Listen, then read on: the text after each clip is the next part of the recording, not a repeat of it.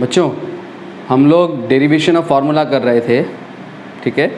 कुछ क्वेश्चन को प्रैक्टिस करते हुए वहाँ से हमारा लास्ट टॉपिक बच रहा है conversion of one system of unit into another, ठीक है। ये दो चीज़ें ख़त्म करके हम अपना डायमेंशन एनालिसिस ख़त्म करते हैं और आगे बढ़ते हैं। तो एक क्वेश्चन है आपके लिए, क्वेश्चन देखें क्या है।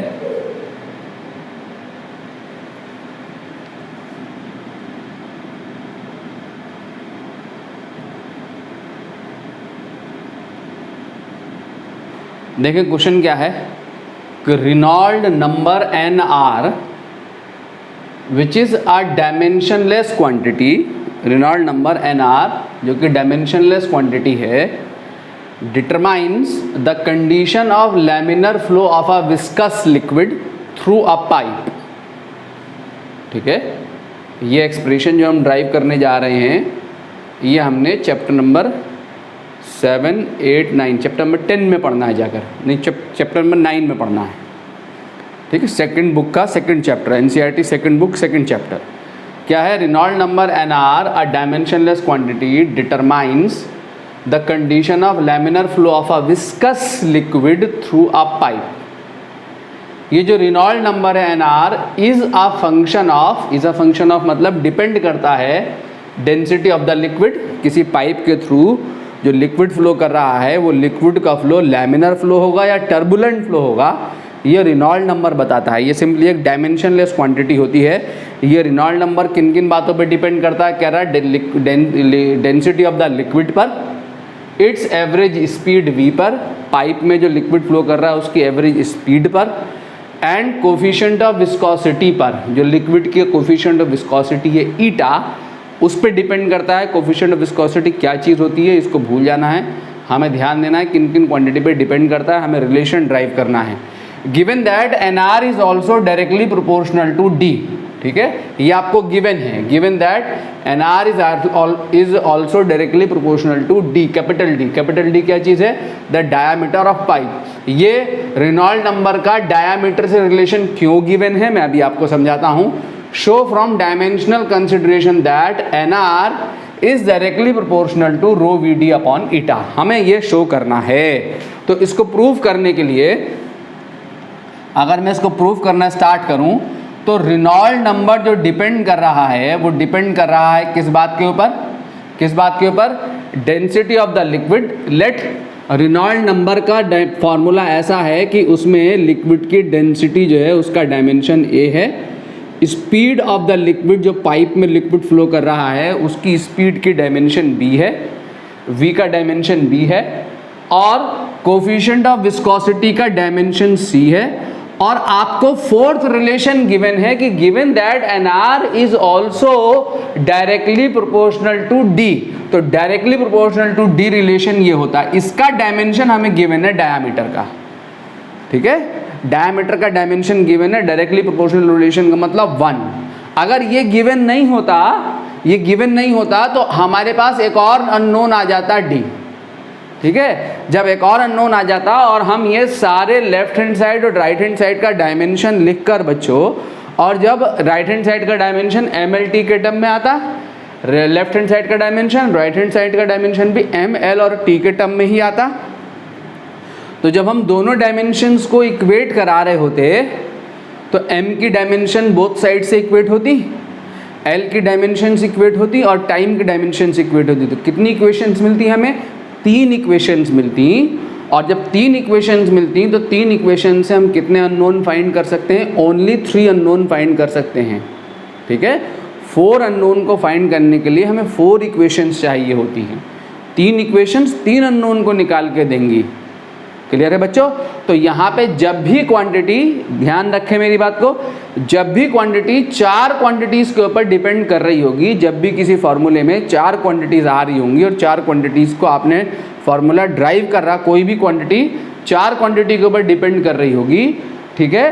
तो या तो इन क्वांटिटीज़ में कम से कम 4 डायमेंशंस आए, मास, लेंथ, टाइम, चौथी टेम्परेचर आ जाए या करंट आ जाए या कोई और डायमेंशन आ जाए। तो करंट के डायमेंशन से एम्पियर से दोनों तरफ इक्वेट करा के आपको चौथी इक्वेशन मिल सकती है, या टेम्परेचर की डायमेंशन दोनों तरफ से इक्वेट करा के आपको चौथी इक्वेशन मिल सकती है। अगर वो नहीं आ रही हैं, सिर्फ MLT आ रहे हैं, तो चौथी क्वांटिटी पे डिपेंडेंसी क्वेश्चन में डिफाइन करेगा। समझे? अगर उसने चौथी क्वांटिटी पे dependency in the question define नहीं करी तो हम फिर फॉर्मूला ड्राइव नहीं कर सकते। ठीक है, तो यहाँ पे सिर्फ MLT आएंगे, इसलिए फोर्थ डिपेंडेंसी उसने आपको डायरेक्टली बता रखी है कि NR is directly proportional to the diameter of the tube. ठीक है, तो हमें सिर्फ कितने अननोन निकालने हैं? हमें रो का डायमेंशन निकालना है, V का डायमेंशन निकालना है और ईटा का डायमेंशन निकालना है। D का डायमेंशन हमें ऑलरेडी गिवन है। ऐसे क्वेश्चंस को मैंने ये स्पेशली क्वेश्चन कराया है ताकि जो है बच्चे इसमें गड़बड़ ये करते हैं कि जो गिवन डायमेंशन है, जो गिवन रिलेशन है, उसका भी डायमेंशन ले लेते हैं और फिर 3 इक्वेशन लेके बैठे रहते हैं और उस 3 इक्वेशन से 4 अननोन फाइंड हो नहीं सकते। इसलिए आपको बहुत ध्यान से देखना है कि कोई डायमेंशन गिवन तो नहीं है।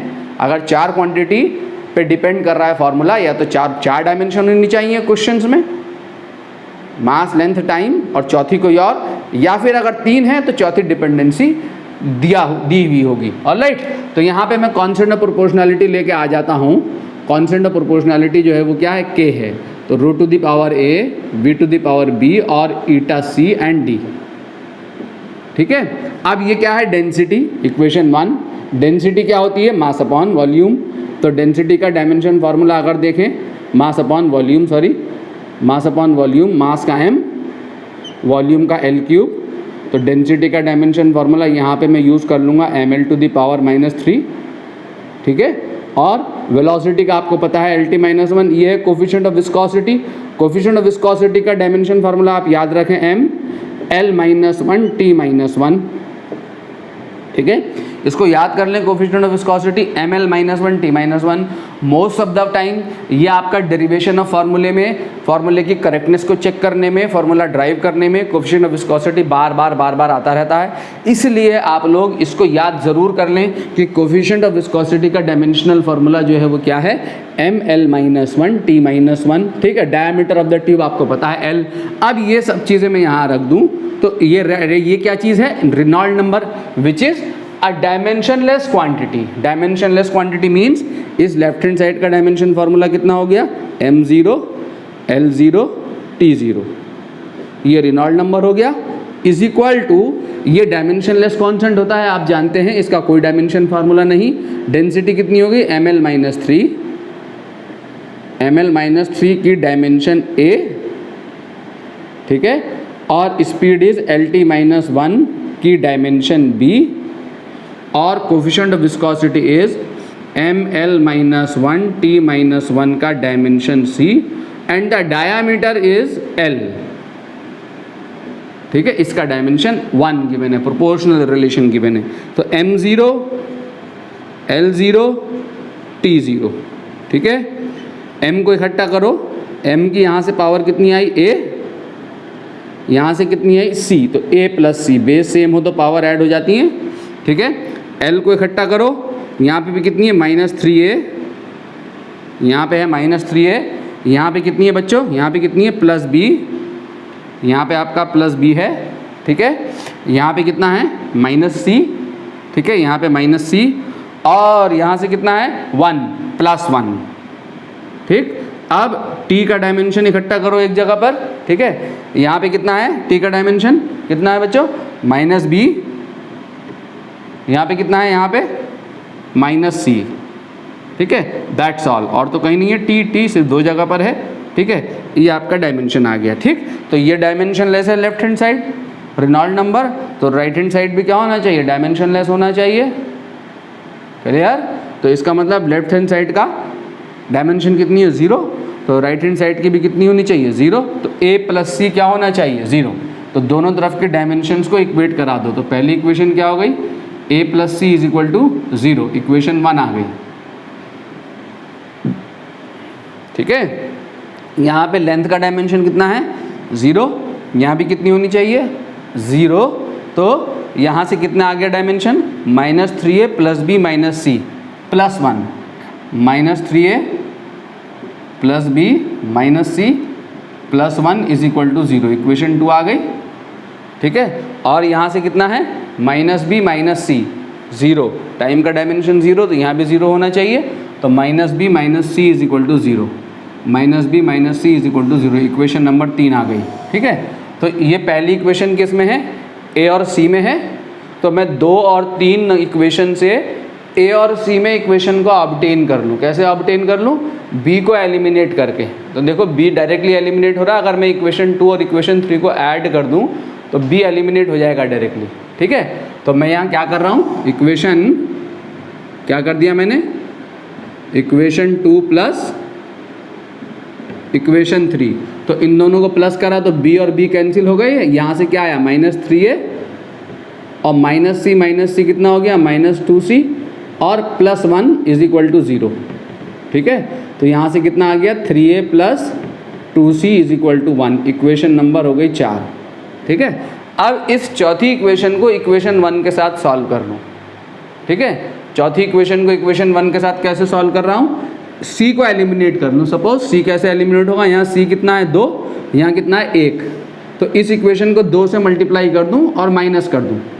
2 से मल्टीप्लाई करो, इक्वेशन 4 ये चौथी equation minus 2 multiplied by equation 1। ठीक है, तो इक्वेशन 4 में यहाँ a कितना है 3a है, इसको 2 से मल्टीप्लाई करा तो 2a हो गया, ये 3a माइनस 2a कितना आ गया a। ठीक है, ये 2c है, यहाँ इक्वेशन 1 को 2 से मल्टीप्लाई करा 2c हो गया, 2c माइनस 2c 0 हो गया, यहाँ पे कितना है 1 और इसको 2 से मल्टीप्लाई करा 0, 1 माइनस 0 इज इक्वल टू 1, तो a इज इक्वल टू 1 आ गया। ठीक है बच्चों, a इज इक्वल टू 1 आ गया। अब इस a की वैल्यू को यहाँ रख दो इक्वेशन 1 में, put in a is equal to 1 in equation 1। तो इक्वेशन 1 में यहाँ पे रखा मैंने a, तो 1 plus C is equal to 0, तो यहाँ से c कितना आ गया -1। ठीक है, अब b चाहिए, b को इक्वेशन 3 में डाल दो, c की वैल्यू को इक्वेशन 3 में डाल दो, तो पुट क्या, put c is equal to -1 in equation 3, तो c इज इक्वल टू -1 यहाँ पे डालूंगा तो माइनस माइनस क्या हो गया प्लस, तो minus b plus 1 is equal to 0, तो यहाँ से b इज इक्वल टू आ गया 1। तो हमें a b c की वैल्यू पता लग गई, a is equal to 1, b is equal to 1 and c is equal to -1। Put values of a b c in equation 1। ठीक है, क्या करेंगे, a b c को इक्वेशन 1 में डाल दो, तो रेनॉल्ड नंबर जो है पुट a b और c इन दिस इक्वेशन, तो रेनॉल्ड नंबर क्या आ गया इज इक्वल टू k रो की पावर a कितना है 1, v की पावर b कितना है 1 एंड ईटा की पावर c कितना है -1, और d रिलेशन आपको ऑलरेडी गिवन है। ठीक है, तो यहाँ से क्या आ गया रेनॉल्ड नंबर, यहाँ से आपका रेनॉल्ड नंबर आ गया nr is equal to rho V D upon eta. ठीक है, यहाँ पे k भी है, यहाँ पे k भी है, k is the dimensionless constant, तो nr जो है वो आ गया आपका प्रोपोर्शनल रिलेशन क्या आ गया बच्चों, रो वी डी अपॉन ईटा, ये आपका रिलेशन प्रूफ हो गया। ठीक है, यही हमें प्रूव करना था, डायमेंशनली प्रूव करना है कि nr is directly proportional to rho V D upon eta. ठीक है, तो ये क्वेश्चन मैंने इसलिए कराया है कि यहाँ पे 4 क्वांटिटी पे डिपेंडेंसी है और डायमेंशन सिर्फ 3 मिल रही हैं, 3 क्वांटिटीज़ की m, l और t, चौथी डायमेंशन नहीं है यहाँ पर, तो सिर्फ 3 इक्वेशंस मिलेंगी। जब भी ऐसी सिचुएशन होगी तो चौथी क्वांटिटी पे डिपेंडेंसी को डिफाइन कर देगा, कह देगा चौथी क्वांटिटी या तो डायरेक्टली प्रोपोर्शनल है या इन्वर्सली प्रोपोर्शनल है या स्क्वायर के इन्वर्सली प्रोपोर्शनल है या स्क्वायर रूट के इन्वर्सली प्रोपोर्शनल है, कुछ भी कह देगा, जो रिलेशन दे रहा है वो डायमेंशन लेके ड्राइव करना स्टार्ट कर देंगे। ठीक है, एक क्वेश्चन आपको मैं होमवर्क के लिए दे रहा हूँ, वो सब लोग मुझे करके दिखाएंगे। बच्चों ये क्वेश्चन देखें, ये क्वेश्चन आपको मुझे करके दिखाना है घर से। क्या है question, derive by the method of dimensions an expression for the volume of a liquid flowing out per second. ठीक है, क्या है? Volume of liquid flowing out per second. ठीक, इसको आप Q या कैपिटल V एज्यूम कर सकते हैं। मान लो आपने कैपिटल Q एज्यूम कर लिया, तो volume of liquid flowing per second, तो इस Q की यूनिट क्या है? वॉल्यूम अपॉन सेकेंड, या कैपिटल V ले लें।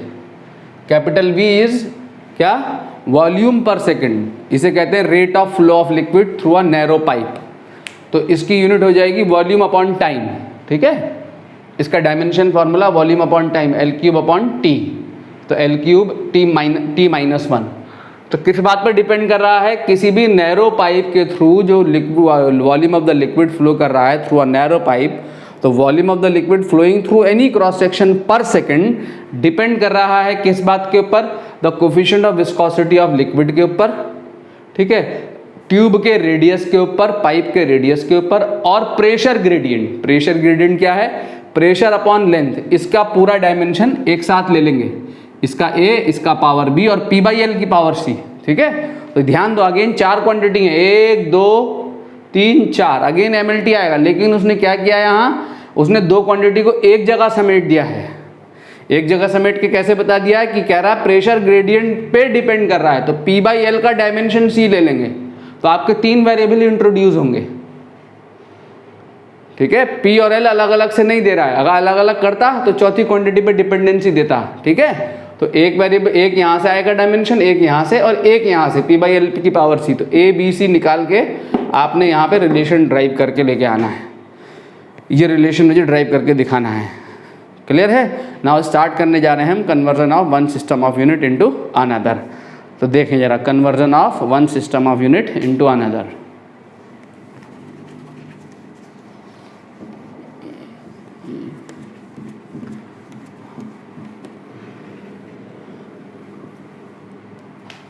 conversion of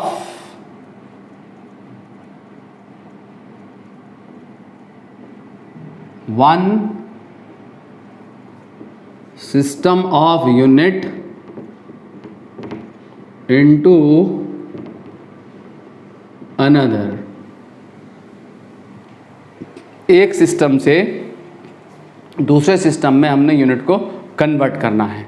ठीक है, आप ये जानते हैं कि 1 metre is equal to 100 centimetre. 1 metre is equal to 100 centimetre. ठीक है, ये जो है SI सिस्टम में यूनिट का साइज है N1, और ये SI सिस्टम में क्वांटिटी की यूनिट है, और क्वांटिटी कौन है? लेंथ। ये यूनिट का साइज है इन CGS सिस्टम, और ये यूनिट की न्यूमेरिकल वैल्यू है, ये यूनिट की numerical value in CGS system, और ये साइज ऑफ द यूनिट है इन CGS सिस्टम। ठीक है, तो यहाँ पे न्यूमेरिकल वैल्यू कितनी है? N1 1, और साइज ऑफ द यूनिट क्या है? मीटर। यहाँ पे न्यूमेरिकल वैल्यू कितनी है? 100, और साइज ऑफ द यूनिट क्या है? सेंटीमीटर। तो कौन सी बिगर यूनिट है? Metre is the bigger unit, centimetre is the smaller unit. जब हम बिगर यूनिट से स्मॉलर यूनिट की तरफ को जा रहे होंगे, ठीक है, जब यूनिट का साइज डिक्रीज करेगा, साइज ऑफ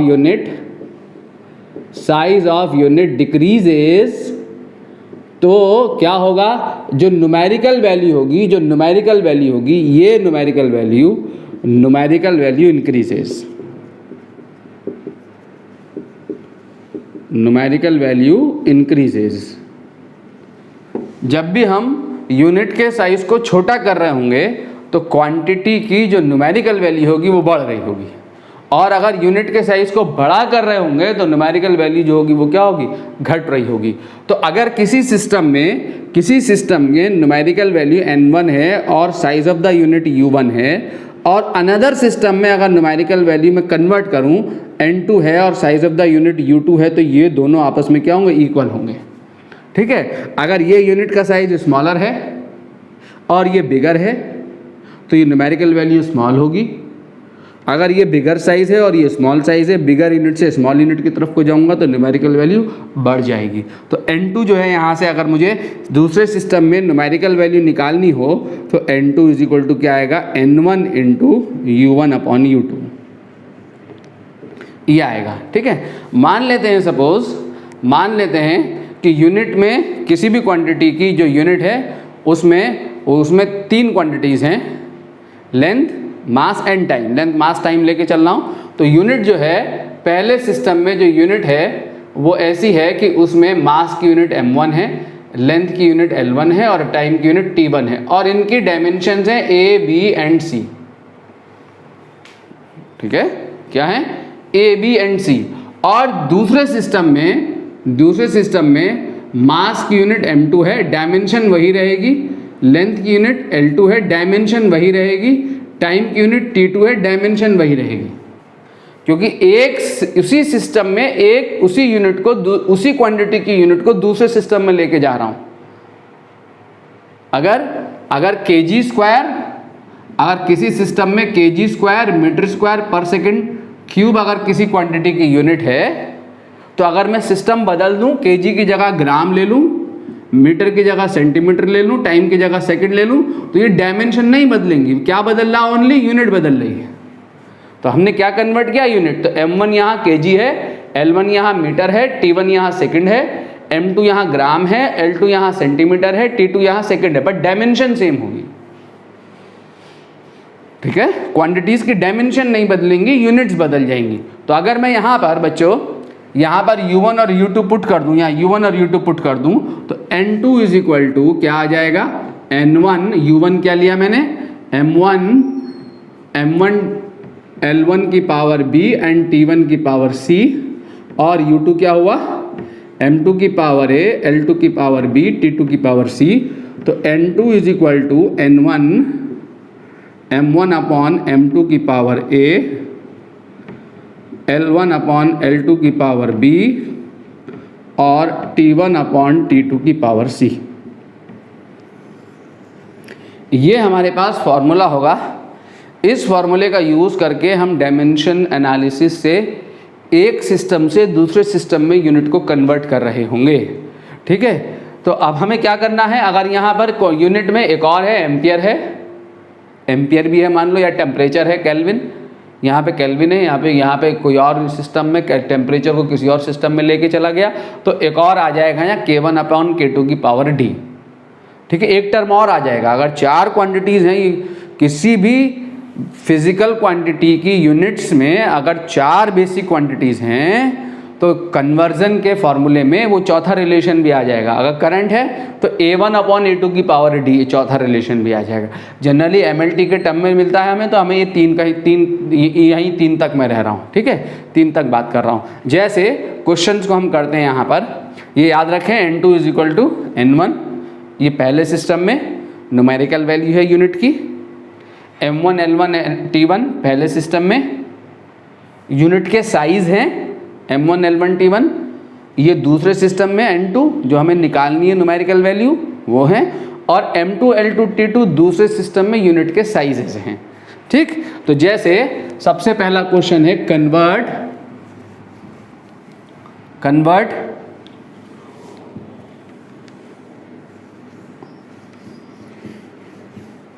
सबसे पहला क्वेश्चन क्या है बच्चों, कन्वर्ट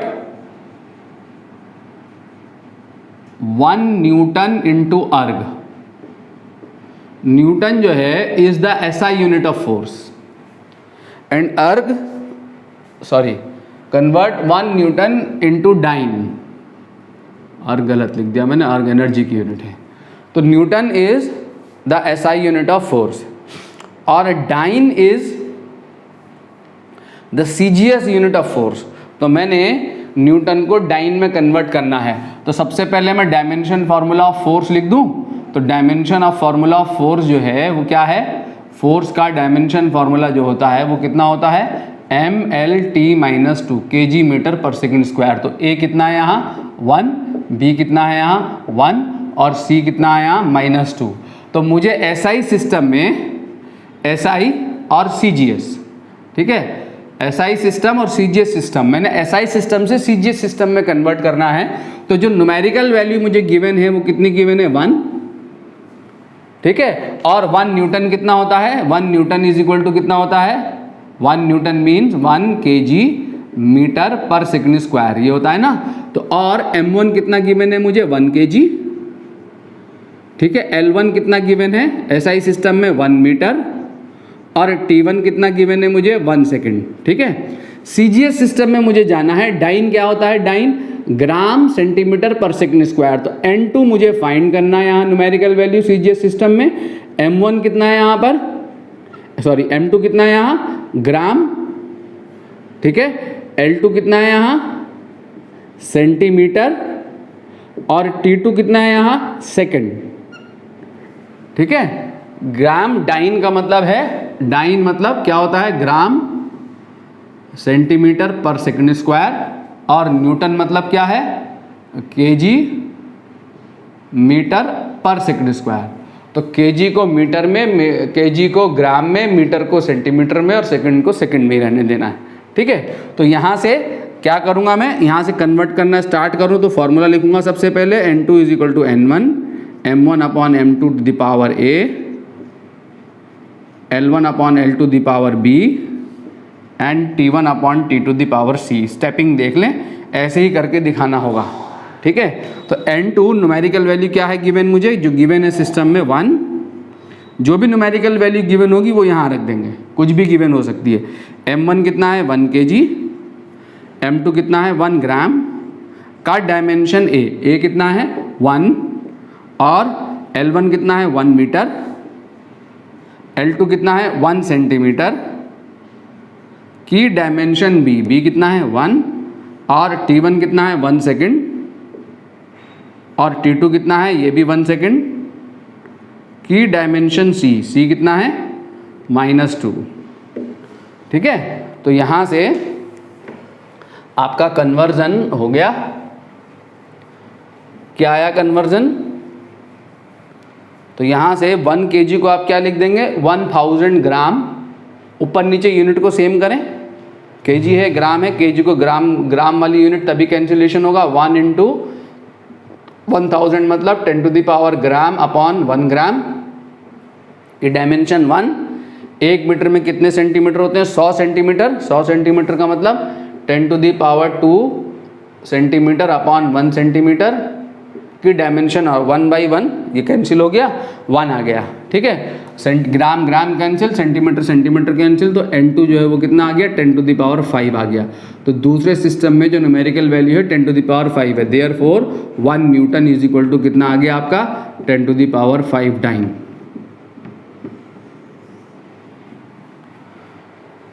एग्जैक्टली ऐसे करके दिखाना है, ठीक है। ऐसे नहीं कर सकते हैं, हम चाहें तो इसको ऐसे भी कर सकते हैं, 1 न्यूटन मतलब 1 kg मीटर पर सेकंड स्क्वायर, ठीक है। kg को मीटर में, kg को ग्राम में बदल दो, 1 किलो में, 1 किलो में कितने, 1000 ग्राम, और 1 मीटर में कितना, 1 मीटर में कितने, 100 सेंटीमीटर, और सेकंड ऐसे ही। तो ये सीधे आ गया, ऐसे नहीं करके दिखाएंगे, अगर ऐसे करके दिखाया तो एग्जामिनर ने मार्क्स नहीं मिलने, हमें डायमेंशन से करके दिखाना है। तो 1 न्यूटन इज इक्वल टू कितना आ गया, 10 टू द पावर 5 डाइन, ठीक है। ये आप अपने आगे जाके न्यूमेरिकल वैल्यूज़ में कहीं ज़रूरत पड़ रही है, आप भूल गए, तो वहाँ कन्वर्जन खुद से ले सकते हैं रफ में, लेकिन जब डायमेंशन से क्वेश्चन आएगा और डायमेंशन से वो कन्वर्जन करने की बात करेगा, तो कन्वर्ट ऐसे ही करके दिखाना है, यही डायमेंशन एनालिसिस लगा के करना है, ये फार्मूला लेके सीधे ऐसे करके दिखाना है, ये स्टेपिंग दिखानी है, ठीक है। ऐसे दिखाएंगे तो मार्क्स नहीं मिलने हैं, ऐसे नहीं करना है। क्लियर हो गया बच्चों? हाँ, कॉम्पिटिटिव एग्जाम में क्वेश्चन आ सकता है तो आप क्विक कर सकते हैं, ऐसे कन्वर्ट कर सकते हैं, वहाँ पे आप कर सकते हैं, क्योंकि वहाँ स्टेप नहीं है, ABCD ऑप्शंस को आपने टिक करना होता है, वहाँ भी यहाँ से क्वेश्चन आ जाता है। वहाँ से कैसा क्वेश्चन आता है ये अभी बाद में देखेंगे, ऐसा सिंपल सा क्वेश्चन नहीं आता वहाँ कॉम्पिटिशन में। क्लियर है? अब आपको एक क्वेश्चन आपको खुद से करना है, कन्वर्ट 1 जूल इंटू अर्ग, joule is the SI unit of energy, convert 1 joule into अर्ग, जूल एनर्जी की SI यूनिट है और अर्ग एनर्जी की CGS यूनिट है। ठीक है, जूल का मतलब होता है के ml स्क्वायर T-2 थी ना यूनिट वर्क डन की एनर्जी का डायमेंशन फार्मूला, तो जूल क्या हो गया kg मीटर स्क्वायर पर सेकंड स्क्वायर, और अर्ग क्या हो गया ग्राम सेंटीमीटर स्क्वायर पर सेकंड स्क्वायर। तो यहाँ से ये कन्वर्ट करके दिखाएंगे जूल को अर्ग में। एक क्वेश्चन और है, the value of G is universal gravitational constant in CGS system is 6.67 into 10 to the power -8 dyne centimetre square पर ग्राम स्क्वायर। ठीक है, calculate the value in SI system, calculate the value in SI system, यानी आपने dyne centimetre square पर ग्राम square को किस में बदलना है, न्यूटन मीटर स्क्वायर पर केजी स्क्वायर में बदलना है। डायमेंशन लिखेंगे पहले, यहाँ डाइन का MLT-2, यहाँ पे L स्क्वायर, यहाँ पे M-2। ठीक है, ABC निकल आएगा। ABC निकलने के बाद इसे कन्वर्ट करके दिखाएंगे। दो क्वेश्चंस आपको करके दिखाने हैं मेरे को, ये दोनों क्वेश्चंस करके दिखाने हैं। ठीक है, क्लियर बच्चों। एक क्वेश्चन और देखें, ये क्वेश्चन आपको करके दिखाने हैं। एक क्वेश्चन ये है जिसको मैं करा रहा हूं, find the value of 60 joule per minute on a system that has 100 gram, 100 centimetre and 1 minute as the base unit। ठीक है, ये क्वेश्चन इस टाइप का क्वेश्चन आपके कॉम्पिटिटिव एग्जाम में पूछा जाता है। ऐसा क्वेश्चन आता है कंपटीशन में जब भी आएगा। यहाँ से पहली बात, conversion of one system of unit into another, इस एरिया से, इस जगह से कंपटीशन में क्वेश्चन आता नहीं। ठीक है, पिछले 10 सालों में, 10-15 सालों में जेई में, नीट में कहीं भी कोई क्वेश्चन नहीं पूछा गया है। तो यहाँ से क्वेश्चन आता नहीं है। क्वेश्चन दो ही जगह से आता है मेनली, एक डायमेंशन फार्मूले से, दूसरा चेकिंग द करेक्टनेस ऑफ फार्मूले से। ठीक है, और डेरिवेशन का क्वेश्चन भी फार्मूले की करेक्टनेस से हो जाता है अगर कंपटीशन में आता है। तो यहाँ से क्वेश्चन बहुत रेयर आता है, अगर आया तो ये क्वेश्चन आएगा। जैसे इस टाइप का क्वेश्चन आपका AMU बीटेक में आया है 3-4 साल पहले। तो क्या है कि क्या कह रहा है कि 60 जूल पर मिनट, तो 60 जूल पर मिनट को 60 जूल अपॉन मिनट को अगर हम सेकंड में बदल दें तो 60 जूल अपॉन 60 सेकंड, अरे 1 मिनट में 60 सेकंड होते हैं ना। ठीक है, यानी कितना, 1 जूल पर सेकंड, और जूल पर सेकंड क्या होता है, वॉट, 1 वॉट, यानी ये आपको 1 वॉट गिवन है। तो आपने 1 वॉट को 1 वॉट यानी what is the power, what is power, और डायमेंशन फार्मूला ऑफ पावर क्या होगा, डायमेंशन फार्मूला अगर पावर आप लिखें तो पावर का डायमेंशन फार्मूला, P का जो डायमेंशन फार्मूला है वो क्या है, जूल अपॉन टाइम, यानी जूल का क्या एनर्जी ml स्क्वायर T-2 और टाइम का क्या T। तो आपके पास आ गया ml स्क्वायर T-3। ठीक है, तो यहाँ से आपका A कितना है, 1 है, B कितना है यहाँ से 2 है, और C कितना है यहाँ से -3 है। कह रहा है कि 1 वॉट को ऐसे सिस्टम में बदलो, अपना नया सिस्टम उसने दिया है, न्यू सिस्टम उसने इजाद किया है। ठीक है, कोई डिफाइंड सिस्टम नहीं है। कह रहा है एक ऐसे सिस्टम में इसको कन्वर्ट करना है जिस सिस्टम में मास की यूनिट 100 ग्राम है। ठीक है, मास की यूनिट 100 ग्राम है, लेंथ की यूनिट 100 सेंटीमीटर है, और टाइम की यूनिट 1 मिनट है। ऐसे सिस्टम में हमने कन्वर्ट करना है, एक न्यू सिस्टम उसने डिफाइन किया है अपना, अपना नया सिस्टम डिफाइन किया, on a new system that has 100 gram 100 centimetre and 1 minute as the base unit. ठीक है, एक न्यू सिस्टम में हमें कन्वर्ट करना है। तो स्टार्ट करते हैं। तो यहां पे हमें दिया हुआ SI में N2 कितना दिया हुआ है 1, N2 कितना दिया हुआ है 1, और M1 कितना दिया हुआ है M1 दिया हुआ है 1 kg। वॉट का मतलब क्या होगा, वॉट का मतलब होगा kg मीटर स्क्वायर पर kg मीटर स्क्वायर सेकंड की पावर -3। ठीक है, और L1 दिया हुआ है यहाँ 1 मीटर और T1 दिया हुआ है यहाँ 1 सेकेंड SI में। और न्यू सिस्टम जिसमें हमने कन्वर्ट करना है, न्यू सिस्टम जिसमें हमने निकालना है, उस न्यू सिस्टम में N2 हमें फाइंड करना है, जिसमें मास की जो बेस यूनिट दी हुई है M2 वो दी हुई है आपको 100 ग्राम, और लेंथ की जो बेस यूनिट दी हुई है L2 वो आपको दी हुई है 100 सेंटीमीटर, और टाइम की जो बेस यूनिट दी हुई है T2 वो आपको दी हुई है 1 मिनट। क्लियर? अब यहां से आपको यहां पे कन्वर्ट करना है, यानी kg को इसमें कन्वर्ट करना है, kg को ग्राम स्टार में कन्वर्ट करना है, जहां 1 gram star is equal to 100 gram. Metre को ऐसे समझे, सेंटीमीटर स्टार एक न्यू सिस्टम में सेंटीमीटर स्टार एक नई यूनिट है, जहां 1 centimetre star is equal to 100 centimetre, और टाइम की यूनिट जहां पे कितनी बेस यूनिट 1 मिनट है।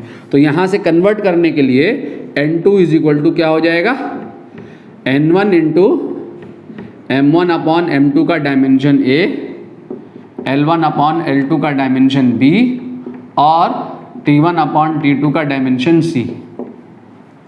ठीक है बच्चों, तो N2 जो है वो क्या आएगा, N1 न्यूमेरिकल वैल्यू 1 है, ठीक है, इनटू M1 इज 1 kg, और this is M2 is 100 gram base unit, and A is 1,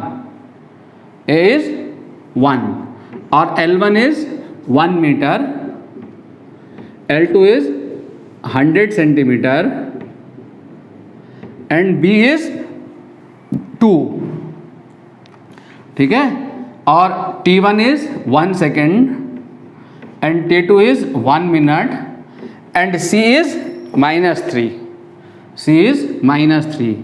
तो यहां से आपका क्या आया, ऊपर नीचे सेम कर दें कैंसिलेशन के लिए, 1 इंटू ये 100 ग्राम, तो ये कितना हो गया 1000 ग्राम, 1000 ग्राम अपॉन 100 ग्राम। ठीक है, ये 1 metre means 100 centimetre upon 100 centimetre का पावर 2, यहाँ पे 1 सेकेंड अपॉन 60 सेकेंड की पावर -3। क्लियर? तो यहाँ से कितना निकल के आया आपका N2, यहाँ से निकल के आया कितना 10, यहाँ से कितना निकल के आया 1, और यहाँ से निकल के आया 60 की पावर -3। 60 की पावर -3 का मतलब यहाँ से निकल के आया 60 की पावर 3।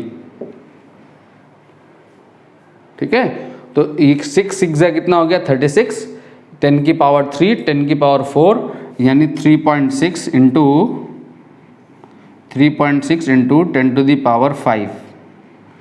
ठीक है, ये आ गया, यानी आपके पास आ गया आंसर कि 1 वाट या 60, यही क्या आ गया, कितना दिया हुआ था 60 जूल पर मिनट, और ओरिजिनल शक्ल में लिखें 60 joule per minute is equal to 3.6 into 10 to the power 5 new units of power, new units of power या न्यू यूनिट ऑफ पावर। ये हमने कन्वर्ट कर दिया।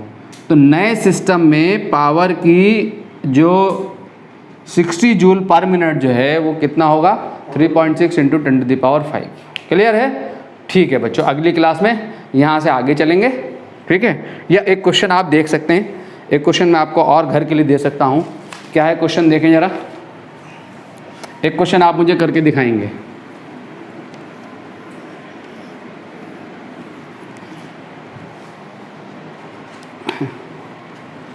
एक ये क्वेश्चन आपने मुझे सॉल्व करके पोस्ट करना है। If the unit of force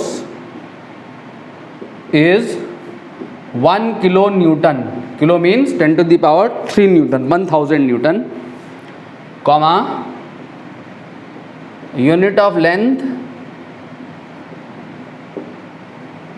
1 kilometre, unit of length 1 kilometre, and unit of time is 100 second, what will be the unit of mass? What will be the unit of mass? ये question आप मुझे करके दिखाएंगे। आपका dimension analysis complete हो गया है।